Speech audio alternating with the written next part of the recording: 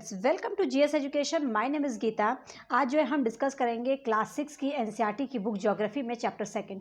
वैसे तो मैं ऑलरेडी आप लोगों को चैप्टर सेकंड जो है करवा चुकी हूँ, जिसमें मैंने बताया था कि ग्लोब क्या होता है और लैटिट्यूड क्या होता है, लॉन्गिट्यूड मतलब ग्लोब अक्षांश एवं देशांतर के बारे में आपको बहुत ही ब्रीफ में मैंने जो डिस्क्राइब किया हुआ है। सब कुछ चीज़ें एक एक चीज़ आपको समझाई थी, लेकिन उसमें एक बहुत ही इंपॉर्टेंट चीज़ जो है मैंने आप लोगों को उसी टाइम पर बोला था कि मैं आप लोगों को देशांतर और समय के बारे में जो है बाद में बताऊँगी। उसका मेन मोटिव मेरा ये था, क्योंकि अगर मैं चाहती तो उसी के साथ करवा देती, लेकिन अगर एक साथ करवा देती तो चीज़ें आपकी हौच पौच हो जाती, समझ में नहीं आती। और मेरा जो मोटिव है कि हर चीज़ आपको जो है अच्छे से क्लियर हो जाए, क्योंकि इन चैप्टर से जो है इस चैप्टर से बहुत ही इंपॉर्टेंट जो है क्वेश्चंस बनते हैं। और जो आज का मैं टॉपिक करवाने जा रही हूँ कि देशांतर और समय, मतलब देशांतर का प्रयोग करके समय को कैसे निकाला जाता है, इससे कई बार क्वेश्चन आते हैं और क्वेश्चंस आपका CTET में बनता है पक्का। तो ये एक नंबर का जो क्वेश्चन बहुत चांसेस हैं आने की, तो इसको बहुत ध्यान से देखिएगा। और मैं उम्मीद करती हूँ कि आप सब लोग बहुत ही अच्छे होंगे और अपनी प्रिपरेशन जो है बहुत ही अच्छे से कर रहे होंगे। अगर वीडियो पसंद आए तो लाइक कीजिए, लोगों के साथ शेयर कीजिए, क्योंकि अगर आप शेयर नहीं करेंगे, जो मेरा मोटिव है कि लोगों को समझ में आ जाए और जो लोग मतलब सेल्फ स्टडी कर रहे हैं उनको एक मटेरियल मिल जाए, तो ये आप लोग ही कर सकते हैं। अगर वीडियो पसंद आए तो प्लीज़ हिट लाइक बटन, क्योंकि आपके लाइक से ही मुझे मोटिवेशन मिलता है। मैं सोचती हूँ कि हाँ और कुछ अच्छा करूं। तो चलिए, ये तो रही बातें, लेकिन अब हम कर लेते हैं पढ़ाई की बात, जो कि बहुत ही इम्पॉर्टेंट है।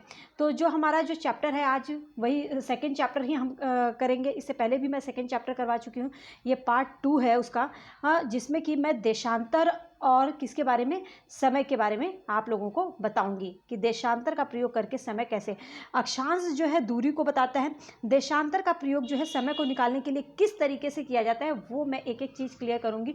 उम्मीद करती हूँ कि चीज़ें आप लोगों को जो है समझ में आ जाएं। तो चलिए देखते हैं। सबसे पहले जो है मैंने इससे पहले जो है आप लोगों को देशांतर के बारे में बताया था, और बताया था कि देशांतर रेखा होता क्या है। तो मोटा मोटा मैं थोड़ा सा बता देती हूँ, प्रीवियस में हम जो है चलते हैं। तो देशांतर रेखाएं कौन सी होती हैं? वो रेखाएं जो उत्तरी गोलार्ध और दक्षिणी गोलार्ध, सॉरी, उत्तरी ध्रुव और दक्षिणी ध्रुव को मिलाती हैं, वो क्या कहलाती हैं? देशांतर रेखाएं। मतलब देशांतर रेखाएं जो हैं उत्तरी ध्रुव और दक्षिणी ध्रुव को मिलाने वाली रेखा होती है। इसीलिए जो है इसे ये भले ही आपको एक अर्धवृत्त की तरह दिखता है, लेकिन ये वृत्त न होकर एक रेखा इसे बोला जाता है। इसका मेन कारण है क्योंकि ये जो है उत्तरी ध्रुव और दक्षिणी ध्रुव को मिलाती हैं, ठीक है। और एक चीज़ समझ लीजिए कि यहाँ पर जो है आपका सबसे अधिक जो डिस्टेंस होता है, सबसे ज़्यादा जो दूरी होती है, वो होती है आपके दो देशांतरों के बीच की अधिकतम दूरी जो है विषुवत रेखा के पास पाई जाती है, और वो होती है 111.32 किलोमीटर। ये याद रखिएगा, बहुत बार पूछा जाता है कि दो देशांतरों के बीच की दूरी क्या होती है। और एक चीज़ इसके अंदर आपका आ जाता है कि बृहत वृत्त कौन से होते हैं। तो याद रखिएगा कि विषुवत वृत्त के अलावा जो जितने भी देशांतर रेखाएं हैं, सब बृहत वृत्त में काउंट होती हैं। कोई भी अक्षांश रेखा बृहत वृत्त नहीं है, मतलब बृहत रेखा नहीं है। एक तरह से सभी देशांतर रेखाएं और विषुवत रेखा जो है वो एक बृहत वृत्त बोला जाता है, एक बृहत रेखा बोला जाता है। तो ये चीज़ें तो है मैंने प्रीवियस में बता दी थी, लेकिन आज जो मुझे बताना है वो ये कि आपका देशांतर और समय, एक मिनट, हाँ, देशांतर और समय। तो याद रखिएगा कि जो हमारा जो है ग्लोब है, अगर ये मैं मानती हूँ कि ये हमारी पृथ्वी है, तो पृथ्वी पर जो प्रमुख यामोत्तर कहाँ पर है? ये ब्रिटेन का एक शहर ग्रीनविच है। ग्रीनविच में राजकीय वेधशाला से जो है ये रेखा गुजरती है, प्रमुख यामोत्तर, ठीक है। प्रमुख यामोत्तर, तो प्रमुख यामोत्तर के जो दाहिने साइड वाला क्षेत्र है, ये जो होता है पूर्वी देशांतर होता है। क्या होता है? पूर्वी देशांतर। और जो बाएं वाला साइड होता है, ये जो होता है क्या होता है? पश्चिमी देशांतर, ठीक है। इतना मानती हूँ कि ये चीज़ें आप लोगों को इतना तो जो है क्लियर होंगी।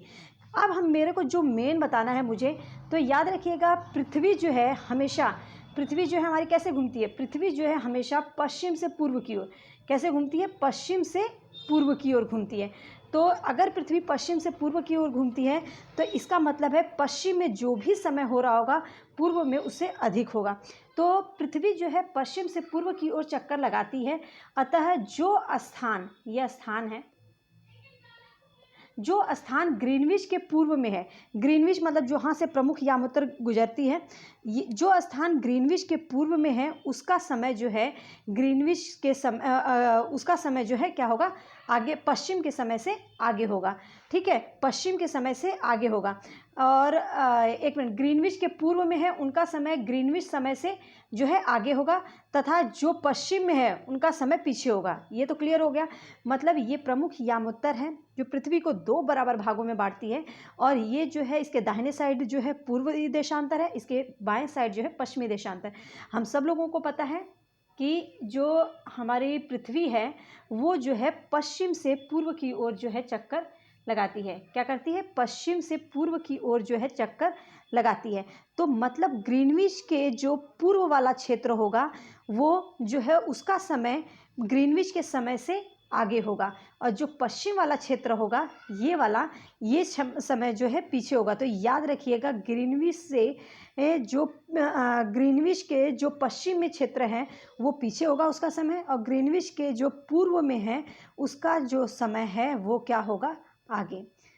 उम्मीद करती हूँ कि यहाँ तक चीज़ें क्लियर हो गई होंगी। ठीक है, आगे चलते हैं। आगे क्या है इसके अंदर, आगे मैं समय निकालना भी बताऊँगी।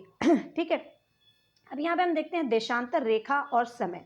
ठीक है, हम सब लोगों को पता है कि पृथ्वी लगभग जो है 24 घंटे में अपने अक्ष पर 360 डिग्री घूम लेती है। पृथ्वी जो है अपने अक्ष पर घूमने में, वैसे तो आप लोगों को मैं बता दूं तो 23 घंटे 56 मिनट लगता है। ठीक है, लेकिन हम इसको 56 मिनट नहीं, 4 मिनट को हम छोड़ के अपनी सहूलियत के लिए क्या बोलते हैं, 24 घंटे। तो पृथ्वी लगभग 24 घंटे में अपने अक्ष पर जो है कितने डिग्री, 360 डिग्री घूम लेती है। ठीक है, कितनी, 360 डिग्री घूम लेती है। इसका मतलब 24 घंटे में वो 360 घूमती है, तो 1 घंटे में कितना घूमेगी, 360 डिवाइडेड बाई 24 करेंगे तो कितना आएगा, 15 डिग्री। ठीक है, तो 1 आवर में जो है वो 15 डिग्री का मतलब है कि 15 डिग्री जो है वो 1 घंटे में कंप्लीट करती है।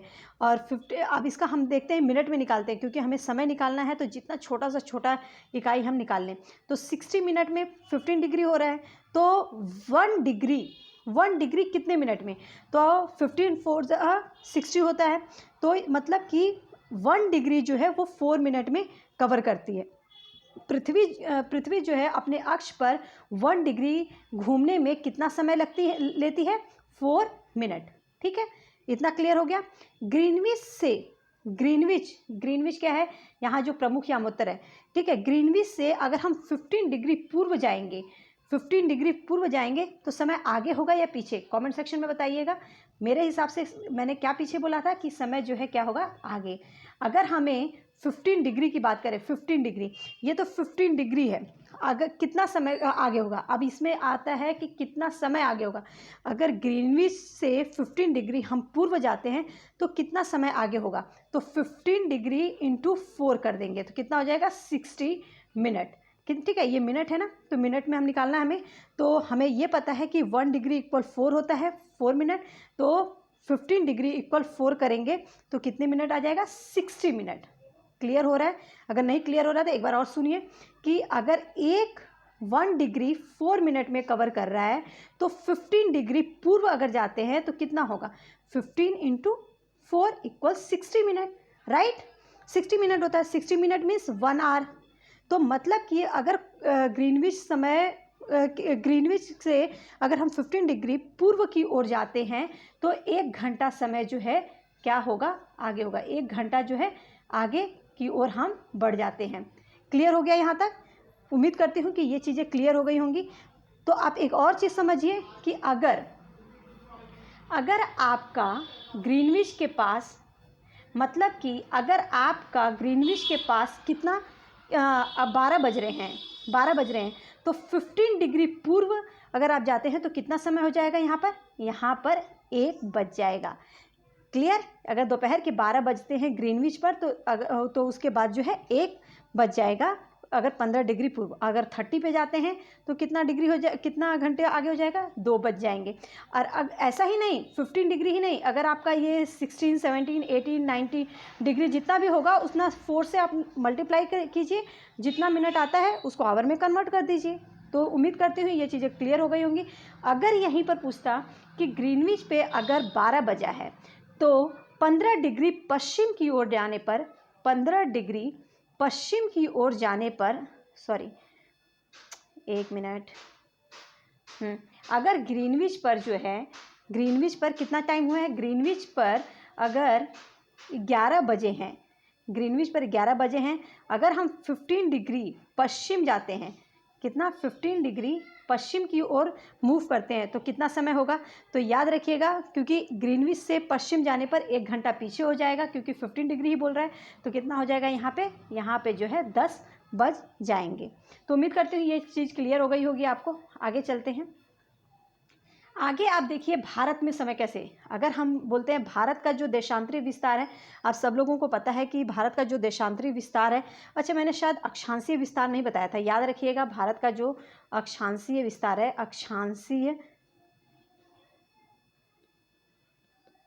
भारत का जो अक्षांशीय विस्तार है वो कितना है, 8 डिग्री 4 से कितना 37 डिग्री 6, भारत का अक्षांशीय विस्तार। ठीक है, अगर हम बात करते हैं कि भारत का देशांतरीय विस्तार, तो याद रखिएगा पश्चिम से पूर्व की ओर, एक मिनट, पश्चिम से पूर्व की ओर अगर इसका विस्तार देखें तो यहाँ पे जो गुजरात में है इसका 68 डिग्री 7 से पश्चिम से पूर्व की ओर, पूर्व के यहाँ पर कितना है 97 डिग्री पूर्व। ठीक है, 68 डिग्री से 97 डिग्री टू 5 इसका जो है देशांतरीय विस्तार है। इस चीज़ को याद रखिएगा क्योंकि बहुत बार पूछा जाता है कि भारत का अक्षांशीय विस्तार, तो अक्षांशीय विस्तार जो है वो 8 डिग्री 4 से 37 डिग्री 6 है। ठीक है, और अगर देशांतरीय विस्तार पूछा जाए तो वो क्या है 68 डिग्री 7 से 97 डिग्री टू 5। ठीक है, और आगे जरूर लगाइएगा देशांतरीय विस्तार, पूर्वी देशांतरीय विस्तार, तो ये चीज़ जरूर लगाना है। अब यहाँ पर पूछा जाता है कि अगर भारत में भारत के पश्चिमी छोर पे अगर 12 बजे हैं तो यहाँ पे अगर सॉरी एक छोटा सा क्वेश्चन आते हैं, अगर यहाँ पे सूर्योदय 7 बजे होता है, कितने बजे 7 बजे, तो यहाँ पर कितने बजे होगा, मतलब अरुणाचल प्रदेश में कितने बजे होगा, तो याद रखिएगा पश्चिम से पूर्व की ओर जो है समय आगे होता है, तो हमारे जो पृथ्वी है वो पश्चिम से पूर्व की ओर घूमती है, तो उसी के हिसाब से अगर हम इन दोनों में डिफरेंस निकालें तो ये कितना आ जाता है, इन दोनों का डिफरेंस 29 आएगा। ठीक है, अगर 29 आता है तो 29 को हम किससे 4 से मल्टीप्लाई करेंगे तो कितना आ जाएगा 6, 4 2 ज़ा 8, 8 9 10 11 116, तो 116 के बजाय हम इसको अगर सीधे सीधे हम 30 ले लेते हैं तो इजी पड़ जाएगा हमारे लिए, क्योंकि बस समझना है 30 × 4 कर देते हैं तो ये कितना आ जाएगा 120। 120 का मतलब है कि 2 आवर, क्योंकि 1 आवर में 60 मिनट, 2 आवर में 120 मिनट, तो ये 2 आवर, मतलब अगर यहाँ पे 7 o'clock, अगर एक फॉर एग्जांपल 7 o'clock जो है यहाँ पर सूर्योदय होता है तो आपका अरुणाचल प्रदेश में कितने बजे होगा 9 o'clock। ठीक है, 9 o'clock जो है यहाँ पर सूर्योदय होगा, जो पश्चिम में समय होगा उससे 2 घंटे जो है आगे होगा। ये तो मोटा मोटा मैंने समझाने के लिए यहाँ पे 30 लिया था, आप इसके हिसाब से निकालिएगा वो आपको पता चल जाएगा। ठीक है, आगे चलते हैं। वैसे मेरे हिसाब से 1 आवर 45 मिनट का कुछ डिफरेंस आएगा इस तरीके से आपका, तो ये याद रखना। आगे देखते हैं। नेक्स्ट जो है मानक समय। मानक समय के बारे में बताया गया है। मानक समय के बारे में क्या बताया गया है, तो मानक समय होता क्या है, एक ऐसा समय जो पूरे देश में लागू होता है। तो इसी प्रकार जो है भारत का जो मानक समय माना गया है वो क्या है, भारत का मानक समय 82.5 पूर्वी देशांतर। ठीक है, 82.5 पूर्वी, तो इसका 82.5 पूर्वी को मानक यामोत्तर माना गया है, और ये जो है इलाहाबाद के नैनी से होकर गुजरता है, तो ये चीज़ याद रखने वाली है। और यह यामोत्तर के स्थानीय समय को पूरे देश का मानक समय माना जाता है, मतलब मानक समय जो होता है वो पूरे देश में लागू होता है। तो याद रखिएगा जो भारत का मानक समय जो माना गया है वो 82.5 पूर्वी देशांतर है। ठीक है, तो यहाँ पे जो है यहाँ पर एक चीज़ याद रखने की, जो मानक समय है वो पूरे देश में लागू होता है, तो 82.5 पूर्वी देशांतर को क्या माना गया है, मानक समय। अब यहाँ पे समय निकालना है, अगर 82.5 है, 82 को हम 4 से मल्टीप्लाई करेंगे तो हमारा कितना आ जाएगा 328। और जो यहाँ पर आधा है, आधा डिग्री, उस आधे डिग्री को कैसे कन्वर्ट करते हैं, क्योंकि अगर 1 डिग्री हमारे 1 डिग्री 4 मिनट इसका मतलब है, तो हाफ डिग्री का मतलब कितना होगा 2 मिनट। तो जितना भी समय आएगा उसमें हम 2 प्लस कर देंगे, तो 330 मिनट्स पूरा टोटल हो गया। 330 को अगर 60 से डिवाइड कर देंगे तो उतना आवर निकल जाएगा। तो यहाँ पर हमें मोटा मोटा समझ में आया कि मानक समय जो होता है वो समय जो पूरे देश में लागू होता है। अब भारत का जो मानक समय माना गया है वो 82.5 डिग्री पूर्वी देशांतर को माना गया है, और ये जो है कहाँ से गुजरती है, इलाहाबाद के नैनी से। अब मानक जो रेखा है वो कौन कौन से राज्यों से होकर गुजरती है वो मैं बाद में बताऊंगी। पहले आगे एक चीज़ और समझ लीजिए कि यहाँ पे अगर आपका क्वेश्चन आता है कि ग्रीनविच में अगर 12 बजे हैं, कितना ग्रीनविच में अगर 12 बजे हैं, हमने देखा था कि इस तरीके से ग्रीनविच जो है पृथ्वी को 2 बराबर भागों में बांटती है। ये 0 डिग्री, ये हमारा विषुवत रेखा है, और मतलब इक्वेटर, ये हमारा इक्वेटर है। तो यहाँ पे अगर ग्रीनविच पे 12 बजे हैं तो पूर्वी गोलार्ध में 82.5 पूर्वी देश, इसको हम इस तरीके से भी लिखते हैं 82.5 डिग्री पूर्वी, 82.5 पूर्वी देशांतर पे में स्थित क्या समय होगा। तो क्या समय होगा, अगर आपने देखा तो 82.5 पूर्वी देशांतर का जब हमने इसे आवर में कन्वर्ट किया तो कितना निकला, 82 को हमने 4 से डिवाइड किया और फिर उसमें 2 प्लस कर दिया, तो हमारा जो पूरा टोटल समय आ गया वो 5:30, मतलब लगभग पूरे 5.5 घंटे का अंतर आता है। तो अगर ग्रीनविच पे 12 बजे हैं तो 12 में अगर हम यहाँ पे 12 में 5.5 घंटा अगर हम इसमें प्लस कर देंगे तो कितना हो जाएगा, 12, 13, 14, 15, 12, 1, 2, 3, 4, 5 मतलब कि 5:30 हो जाएगा। ठीक है, तो यहाँ पे 12 में अगर हम 5.5 घंटा अगर प्लस कर देते हैं तो वो कितना हो जाएगा, 5.5, मतलब 5.5 घंटा जो है आगे समय होगा। तो वहाँ पे कितना टाइम होगा, 5:30 बजा होगा। ऐसे ही ग्रीनविच में अगर 12 बजा है पश्चिमी गोलार्ध में तो वो 5.5 घंटा जो है वो समय जो है पीछे की ओर चला जाएगा। तो यहाँ पे मैं उम्मीद करती हूँ कि ये चीज़ें जो है क्लियर हो गई होंगी, और अगर लगता है कहीं डाउट है तो एक बार और इसको समझिएगा। मैं एक बार और बताती हूँ कि मुझे ऐसा लग रहा है कि कहीं ना कहीं आप लोगों को डाउट होगा। देखिए, अगर ग्रीनविच में 12 बज रहा है, ग्रीनविच का जो समय है वो कितना है, 12 बज रहा है, और 82.5 डिग्री पूर्वी देशांतर का हमने जब कैलकुलेट किया, आवर में निकाला, तो वो कितना निकला, 5:30 आवर्स निकल रहा है। मतलब कि पूर्वी देशांतर का जो समय होगा वो ग्रीनविच से 5.5 घंटे आगे होगा। तो 12 में अगर हम 5:30 प्लस करते हैं तो ये हमारा लगभग ये कितना, ये यहाँ पे समय क्या होगा, 5:30 ही आएगा। और अगर यही पूछे ग्रीनविच में अगर 12 बजे हैं बज रहा है तो पश्चिमी गोलार्ध के 82.5 डिग्री पश्चिमी का समय क्या होगा। तो आप याद रखिएगा 12 में से 5.5 घंटे जो है आप माइनस कर दीजिएगा, तो वो आप देख लीजिएगा कितना होगा। तो अगर हम माइनस करते हैं तो कितना आता है इसमें, 7, 8, 9, 10, 11, 12, तो मेरे हिसाब से ये 6:30 आता है, सुबह के 6:30 AM, ये सुबह के 6:30 बजा होगा। तो उम्मीद करती हूँ कि यहाँ तक जो है चीज़ें आपको क्लियर हो गई होंगी। आगे देखते हैं। आगे जो है भारत में अगर यहाँ पे एक समय निकालना है, देखो भारत में ग्रीनविच के पूर्व में